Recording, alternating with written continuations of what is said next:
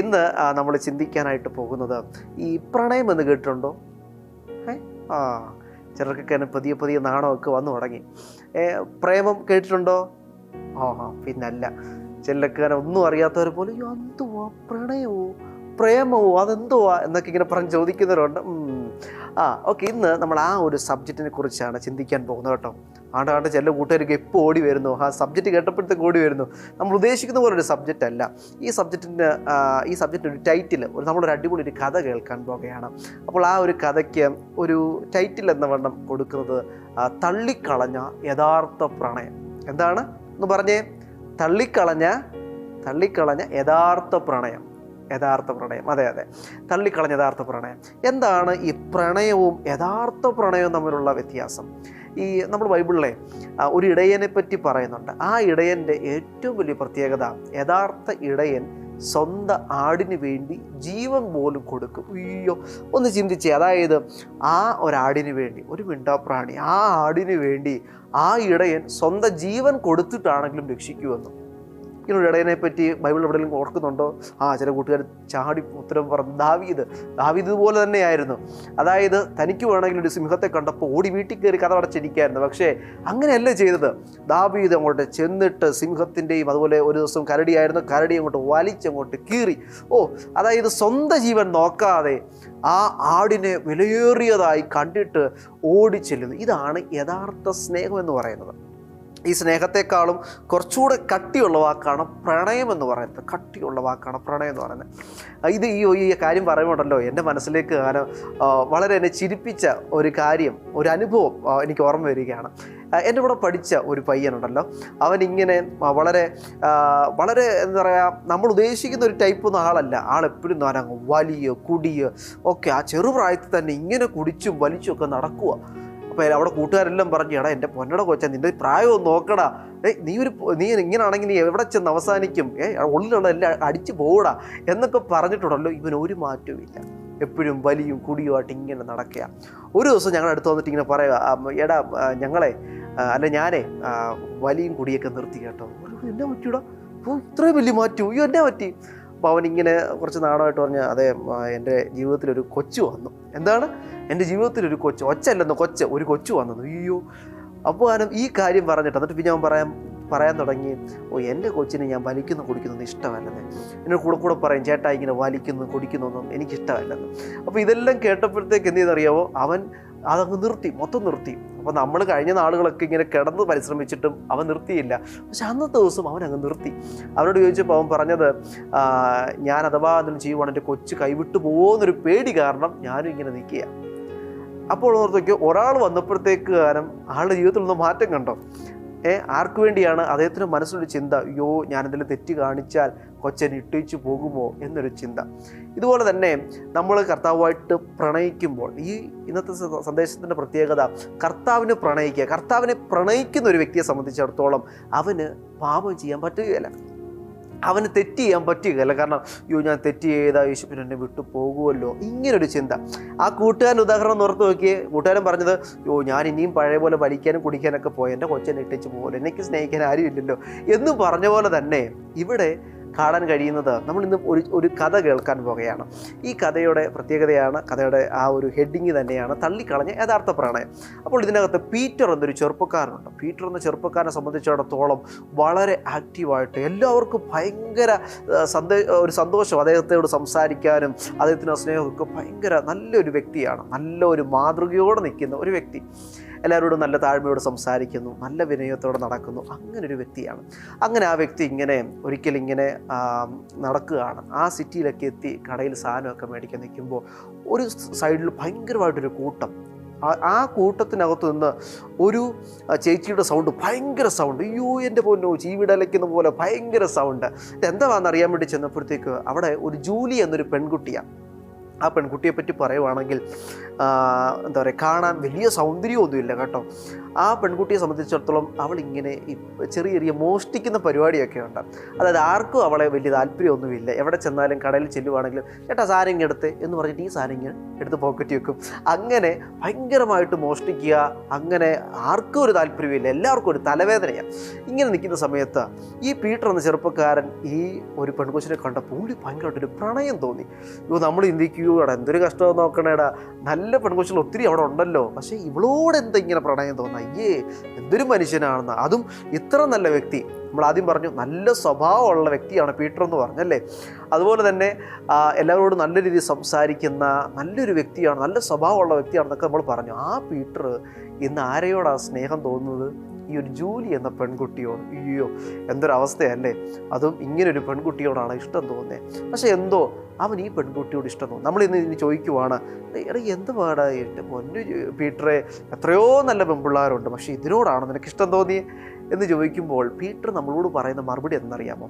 Peter പറയുന്നത്, എടാ ചിലപ്പോൾ എല്ലാവരും അവളെ അങ്ങ് വെറുക്കുക, അവളുടെ സ്വഭാവം ശരിയാണ് എനിക്ക് മനസ്സിലാവും, പക്ഷെ എല്ലാവരും അവളെ വെറുക്കുക, പക്ഷേ എൻ്റെ സ്നേഹത്തിന് അവളെ മാറ്റാൻ കഴിഞ്ഞെങ്കിലും ഒന്ന് ഓർത്ത്. ഇങ്ങനെ ആരെങ്കിലും ചിന്തിക്കുമോ? പീറ്റർ പക്ഷെ അങ്ങനെ ചിന്തിക്കുക.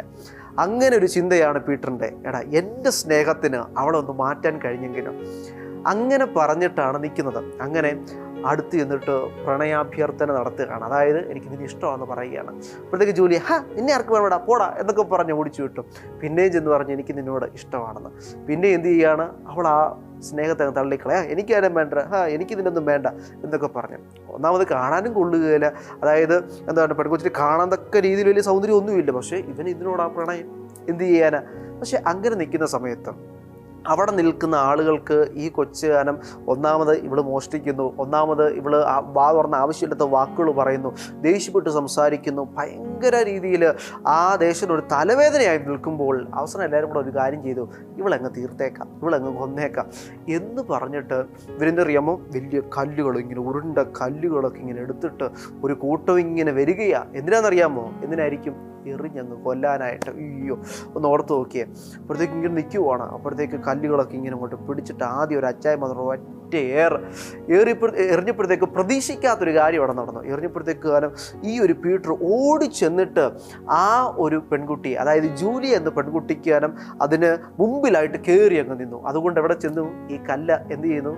ഈ ഒരു പീറ്ററിൻ്റെ ദേഹത്ത് ചെന്ന് പതിക്കുവാനിടയായി തീർന്നു. ഞാൻ ഈ ഒരു കാര്യം ഓർത്തപ്പോൾ ആരെങ്കിലും തന്നെ കല്ല് അങ്ങനെ ഏറ്റുവാങ്ങുമോ, അല്ലെങ്കിൽ അങ്ങനെ ഏറ്റുവാങ്ങുമോ? അപ്പോൾ പക്ഷേ ഈ പീറ്റർ, ഞാനിപ്പോഴും ഓർക്കുന്നൊരു കാര്യമുണ്ട്. എൻ്റെ സ്കൂളിൽ ഞാൻ പഠിച്ചുകൊണ്ടിരിക്കും. എനിക്ക് തോന്നുന്നു ഒരു 8ാം ക്ലാസ്സിലൊക്കെ പഠിക്കുന്ന സമയമായിരുന്നു. അപ്പോൾ ആ സമയം നമുക്ക് വലുതായിട്ടൊന്നും ഈ ക്രിക്കറ്റ് കളിച്ചൊരു ശീലമൊന്നുമില്ല. ആ സമയത്ത് ഞങ്ങൾ ക്ലാസ്സിൽ ഒരു ചെറിയൊരു കല്ലകത്ത് വെച്ചിട്ട്, കാരണം എന്തെന്നറിയാമോ, ഒരു പേപ്പറുണ്ട്, കാരണം ഒരു കട്ടിക്ക് ഒരു ബോൾ എന്ന രീതിയിൽ കട്ടിയൊക്കെ ആക്കിയിട്ട് ഞങ്ങളിങ്ങനെ പ്ലാസ്റ്റർ കൊണ്ടൊക്കെ ഒന്ന് കെട്ടിയിട്ട്, നല്ലതാണ് കേട്ടോ, നിങ്ങളൊന്ന് ചെയ്ത് നോക്കണം. എന്നിട്ട് ഞങ്ങൾ ക്രിക്കറ്റ് കളിക്കാനായിട്ട് ഇങ്ങനെ നിൽക്കും. അപ്പോൾ ഫസ്റ്റായിട്ട് ഞാൻ ബോൾ ചെയ്യുക, നമുക്ക് എങ്ങോട്ട് എറിയണമെന്ന് അറിയത്തില്ല, സ്റ്റമ്പ് ഉണ്ട് അവിടെ എറിയാൻ പറഞ്ഞു. എറിഞ്ഞത് അവൻ്റെ തലക്കിട്ട, അവൻ എന്നെ ഗ്രൗണ്ട് മൊത്തം ഇട്ട് ഓടിച്ചു. അയ്യോ എന്ന് പറഞ്ഞ പോലെ തന്നെ ഇവിടെ ഒറ്റ ആ ഏറ് ഏറ്റുവാങ്ങിയത് ഈ പീറ്ററാണ്. എന്നിട്ട് പിന്നീട് ആളുകൾ പീറ്ററെ അങ്ങോട്ട് മാറിക്ക്, നീ എന്തോ ഈ കാണിക്കുന്ന പറഞ്ഞു. പിന്നെ എറിഞ്ഞപ്പോഴും ആ കല്ലേറ് മൊത്തം ഏറ്റുവാങ്ങുക. ആ സമയത്താണ് ഈ ജൂലി എന്ന പെൺകുട്ടിക്ക് ആദ്യത്തെ അനുഭവമായിരുന്നു. കാരണം സാധാരണ ഒരാൾ കാണുമ്പോൾ അവളെ ചീത്ത പറയാറുണ്ട്, സാധാരണ ഒരാൾ അവിടെ കാണുമ്പോൾ അവളെ മുൻപരിചയമുള്ള ആരെങ്കിലും ആണെങ്കിൽ, അല്ലെങ്കിൽ മോഷ്ടാവാണെന്ന് അറിയുന്ന ആരെങ്കിലും ആണെങ്കിൽ വടിയെടുത്ത് അടിച്ചോടിക്കും. കടയിൽ വരുമ്പോഴത്തേക്ക് നിനക്കിവിടെ സ്ഥാനമില്ല പൊടി എന്ന് പറഞ്ഞ് ഓടിച്ചു വിടും. അയ്യോ അങ്ങനെ നിൽക്കുന്ന അങ്ങനെ മാത്രം അനുഭവമുള്ള ഈ ജൂലിക്ക് ഒരു പുതിയ അനുഭവമായിരുന്നു. കാരണം തന്നെ എറിയാനെടുത്ത കല്ല് അത് ഏറ്റുവാങ്ങുന്നത് മുൻപരിചയമില്ലാത്ത പീറ്റർ എന്ന വ്യക്തി. അയ്യോ ഒന്ന് ഓർത്ത് നോക്കി, എന്താ ഈ നടക്കുന്നതൊക്കെ. ആൾക്കാർക്ക് ചിന്തിക്കുകയാണ് എന്താണ് ഈ സമയമുണ്ടല്ലോ. പലരും ജൂലിയുടെ ദേഷ്യപ്പെട്ടുള്ള ആ മുഖം കണ്ടിട്ടുണ്ട്, അതുപോലെ ചീത്ത പറയാൻ വേണ്ടി ഇങ്ങനെ തിടുക്കത്തോടെ നിൽക്കുന്നൊരു മുഖം കണ്ടിട്ടുണ്ട്, വെറുപ്പോടെ നോക്കുന്നൊരു മുഖം കണ്ടിട്ടുണ്ട്. പക്ഷേ അന്ന് എല്ലാവരും ദയനീയമായിട്ട് വിഷമത്തോടെ എന്തോ കണ്ണ് നിറയുന്നൊരു ജൂലിയെ കാണുകയാണ്. അങ്ങനെ ഒരു ജൂലി ആദ്യമായിട്ട് അവർ കാണുന്നത്. ഇവൾ ആ സമയം യഥാർത്ഥ പ്രണയം ഇവൾ തിരിച്ചറിയുകയാണ്. കാരണം ഇങ്ങനെ എന്നെ സ്നേഹിക്കാൻ ഇന്നേവരെ എന്നെ ആരും സ്നേഹിച്ചിട്ടില്ല.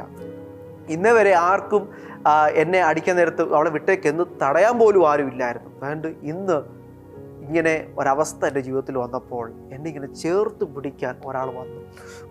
ഒന്ന് ഓർത്ത് നോക്കിയേ, ആ ഒരു അനുഭവം ഒന്ന് ഓർത്ത് നോക്കി. അങ്ങനെ നിൽക്കുമ്പോൾ ഇവരെന്ത് ചെയ്യുന്നു? ഓടി വന്നു ചേർത്ത് പിടിക്കുകയാണ്. ചേർത്ത് അപ്പോഴത്തേക്ക് ഇവൾക്ക് ഇങ്ങനെ വിങ്ങിപ്പൊട്ടി കരഞ്ഞിട്ട് അവൾ ആ പീറ്ററിനെ ചേർത്ത് പിടിച്ചു. അതിനുശേഷം അവൾ എന്ത് ചെയ്യുന്നറിയാമോ? നല്ലൊരു വ്യക്തിയായിട്ട് മാറി. അതായത് അവൾ എന്തറിയുമോ? അവൾ ചീത്ത സ്വഭാവം എല്ലാം അവൾ മാറ്റി, മോഷ്ടിക്കുന്ന സ്വഭാവം അങ്ങ് മാറ്റി. അവൾ നല്ലൊരു ജോലിക്ക് കയറാൻ തുടങ്ങി, പഠിക്കാൻ തുടങ്ങി. അവൾക്ക് മൊത്തത്തിൽ വലിയൊരു മാറ്റം സംഭവിക്കാനിടയായി തീർന്നു. ഈ മാറ്റത്തിന് കാരണം എന്താ? അതെ, പീറ്റർ എന്ന ആ ചെറുപ്പക്കാരനാണ്. ആ ഒറ്റ ചെറുപ്പക്കാരനാണ് ഇവളെ പൂർണ്ണമായിട്ട് മാറ്റിയത്. എന്തുകൊണ്ടായിരിക്കും ഈ കഥ പറഞ്ഞത്? ചിലർക്കെങ്കിലും ആശയം മനസ്സിലായി കാണുമായിരിക്കും. അതായത് നമ്മളെ സംബന്ധിച്ചിടത്തോളം നമ്മൾ വലിയ സംഭവമൊന്നും അല്ലായിരുന്നു. പാപത്തിൻ്റെ അന്ധകാരത്തിൽ കിടക്കുമായിരുന്നു നമ്മൾ. നമുക്ക് വേണ്ടി യേശുപ്പച്ചൻ ഇറങ്ങി വന്നു. പിതാവ് പുത്രനെ അയച്ചു. ഒന്ന് ഓർത്ത് നോക്കിയേ, വെറുതെ അയക്കാൻ പറ്റുമോ? യേശുപ്പച്ചൻ പറയുകയാണ്, അയ്യോ ഞാനോ, എന്നെ കൊണ്ടൊന്നും പറ്റത്തില്ല. അവർ ചെയ്ത ഓരോ കാര്യത്തിനും ഞാൻ കൂശി കയറാൻ എന്നെക്കൊണ്ട് പറ്റത്തില്ല എന്ന് വേണം പറയായിരുന്നു.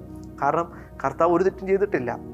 അതുകൊണ്ടാണ് പറയുന്നത്, കർത്താവ് ഇവിടെ മനുഷ്യനായി ജീവിച്ചപ്പോൾ പാപം ഒഴികെ സകലത്തിനും നമുക്ക് തുല്യനായിരുന്നു. പാപം എന്ന ഒരു വാക്ക് പോലും എടുത്ത് പറയാൻ പറ്റത്തില്ല. കാരണം അത്രത്തോളം യേശുപ്പച്ചൻ നല്ലൊരു വ്യക്തിയായിട്ടാണ് നിന്നത്. അങ്ങനെ നിന്ന ഒരു വ്യക്തി, ആ വ്യക്തി നമ്മളെ സ്നേഹിച്ചു. അങ്ങനെയെങ്കിൽ എത്ര പേരുടെ അകത്ത് ഒരു വലിയൊരു മാറ്റത്തിന് വേണ്ടി കൊതിക്കുന്നുണ്ട്. അങ്ങനെയെങ്കിൽ നമ്മൾ ചില ചീത്ത സ്വഭാവങ്ങളൊക്കെ ചെയ്യുമ്പോൾ, നമ്മൾ ചീത്ത വാക്കുകൾ ഉപയോഗിക്കുമ്പോൾ, ദൈവത്തിൻ്റെ മക്കളല്ലാത്ത രീതിയിൽ നടക്കുമ്പോൾ യേശുപ്പച്ചന് എന്തുമാത്രം വേദനയുണ്ട്.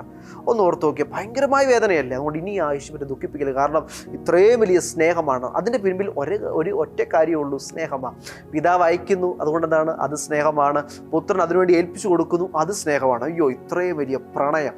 ആ പ്രണയം, യഥാർത്ഥ പ്രണയം എവിടെയാണ്? അത് യേശുപ്പച്ചനാണ്. യഥാർത്ഥ പ്രണയം കാണാൻ കഴിയുന്നത് അത് കാൽവറി ക്രൂശിലാണ്. നിങ്ങൾക്ക് ഒരു വാക്യം ഒന്ന് പരിചയപ്പെടുത്താനായിട്ട് ഞാൻ ആഗ്രഹിക്കുന്നു. ആ വാക്യത്തിൽ കാണുന്ന പ്രകാരമാണ്. യോഹന്നാന്റെ സുവിശേഷം 14-ാം അധ്യായം അതിൻ്റെ 21-ാമത്തെ വാക്യത്തിൽ കാണുന്നുണ്ട്, എൻ്റെ കൽപ്പനകൾ ലഭിച്ചു പ്രമാണിക്കുന്നവൻ എന്നെ സ്നേഹിക്കുന്നവനാകുന്നു. എന്നെ സ്നേഹിക്കുന്നവനെ എൻ്റെ പിതാവ് സ്നേഹിക്കുന്നു. ഞാനും അവനെ സ്നേഹിച്ച് അവന് എന്നെ തന്നെ വെളിപ്പെടുത്തുന്നു. ഈ വാക്യം വായിച്ചപ്പോൾ എത്ര പേര് ശ്രദ്ധിച്ചു? അതായത് ഇവിടെ പറയുന്നത്, എൻ്റെ കൽപ്പനകൾ ലഭിച്ചവർ എന്ത് ചെയ്യുന്നു? എന്നെ സ്നേഹിക്കുന്നവൻ ആകുന്നു. അതായത് ദൈവത്തെ അനുസരിക്കുന്നവരൊക്കെ ദൈവത്തെ സ്നേഹിക്കുന്നതാണ്. നല്ല രീതിയിൽ മുൻപോട്ട് പോകുന്നു. വചനം അനുസരിക്കുന്നവരൊക്കെ യേശുവിനെ സ്നേഹിക്കുന്നവരാ. യേശുവിനെ സ്നേഹിക്കുന്നവരെ ആര് സ്നേഹിക്കുന്നറിയോ? പിതാവ് സ്നേഹിക്കും. ആ പിതാവ് സ്നേഹിക്കുമ്പോൾ ഇവിടെ ബാക്കി പറയുന്നുണ്ട്, ലാസ്റ്റ് പറയുന്നത് കാണുന്ന ഇപ്രകാരമാണ്, ഞാനും അവനെ സ്നേഹിച്ച് അവൻ എന്നെ തന്നെ വെളിപ്പെടുത്തും. യേശു ആരാന്ന് വെളിപ്പെടുത്തി തരും. അങ്ങനെയെങ്കിൽ എത്ര കുഞ്ഞുങ്ങൾ ഒന്ന് സമർപ്പിക്കുന്നു. യേശുപ്പച്ച തള്ളിക്കളഞ്ഞ യഥാർത്ഥ പ്രണയം എന്നുള്ളതായിരുന്നു നമ്മുടെ ചിന്താവിഷയം. എല്ലാ കണ്ണുകളും ഒരു നിമിഷം ഒന്ന് അടച്ചേ, എല്ലാ അതരങ്ങളൊന്ന് തുറന്നേ. യേശുപ്പച്ച നന്ദി. യേശുപ്പച്ച, ഞങ്ങളിത് കേട്ടതുപോലെ നല്ലൊരു പ്രണയത്തെപ്പറ്റി ഞങ്ങൾക്ക് മനസ്സിലായി. അത് ലോകപ്രകാരമുള്ള ഒരു പ്രണയവുമല്ല. ഇനിയും നിങ്ങൾ ഒരുപക്ഷെ മുൻപോട്ട് വളരുമ്പോൾ പ്രണയ അഭ്യർത്ഥന ഒത്തിരി ആളുകൾ കൊണ്ടുവരും. പക്ഷേ അപ്പോഴൊക്കെ തിരിച്ചറിയുക, ഒരേ ഒരു പ്രണയം, യഥാർത്ഥ പ്രണയം, അത് യേശുപ്പച്ചൻ്റെ പ്രണയമാണ്. അങ്ങനെയെങ്കിൽ എല്ലാവരും ഒന്ന് കണ്ണുകളടച്ച് എല്ലാവരും ഒന്ന് പ്രാർത്ഥിച്ചു തുടങ്ങി. യേശുപ്പച്ച, ഞങ്ങൾ ഒരുമിച്ച് അങ്ങയുടെ സന്നിധിയിലേക്ക് കടന്നു വരുന്നു. ഇന്ന് ഞങ്ങൾ കേട്ടതുപോലെ യഥാർത്ഥ പ്രണയം അത് ക്രൂശിലാണെന്ന് ഞങ്ങൾ തിരിച്ചറിയുന്നു. കാരണം ഞങ്ങളെ വേണമെങ്കിൽ തള്ളിക്കളയാമായിരുന്നു. പക്ഷേ പാപത്തിൻ്റെ അന്ധകാരത്തിൽ കിടന്ന ഞങ്ങളെ യേശുപ്പച്ച അങ്ങ് ഞങ്ങളെ ചേർത്ത് പിടിച്ച് ഞങ്ങളെ പുതിയ വ്യക്തികളാക്കി മാറ്റിയല്ലോ. ഇനിയും ആ പഴയ അവസ്ഥയിലേക്ക് ഞങ്ങൾ പോവുകയല്ല.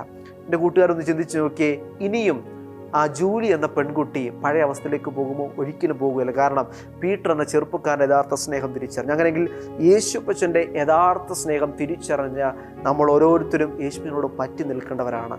ലോകത്തിൻ്റെ പുറകെയോ ലോകത്തിൻ്റെ ഇഷ്ടങ്ങളുടെ പുറകെ പോകാനൊന്നും നമ്മൾ ഇനിയും സ്റ്റെപ്പ് എടുത്ത് വെക്കരുത്. യേശുവിനോട് ചേർന്ന് നിൽക്കുക. അപ്പോൾ ഈ ദിവസങ്ങളിൽ ഞങ്ങൾ അതിനെ ഒഴുക്കണമേ. ഒന്നിനാലും വീണു പോകാനോ കൂട്ടുകാരുടെ ഇഷ്ടം അനുസരിച്ച് പോകുവാനല്ല, യേശുപ്പച്ചൻ്റെ ഇഷ്ടം അനുസരിച്ച് പോകാൻ ഞങ്ങളെ സഹായിക്കും. കാരണം ഞങ്ങൾക്ക് വേണ്ടി നിന്നത് അവിടെ പറയുന്ന പോലെ നല്ല ഇടയൻ ആടുകൾക്ക് വേണ്ടി ജീവനെ അർപ്പിക്കുന്നു. ഈ ദിവസങ്ങൾ ആ ഇടയൻ്റെ സ്നേഹം ഞങ്ങൾ മനസ്സിലാക്കുന്നപ്പ ഞങ്ങളതിനെ ഒരുക്കണമേ.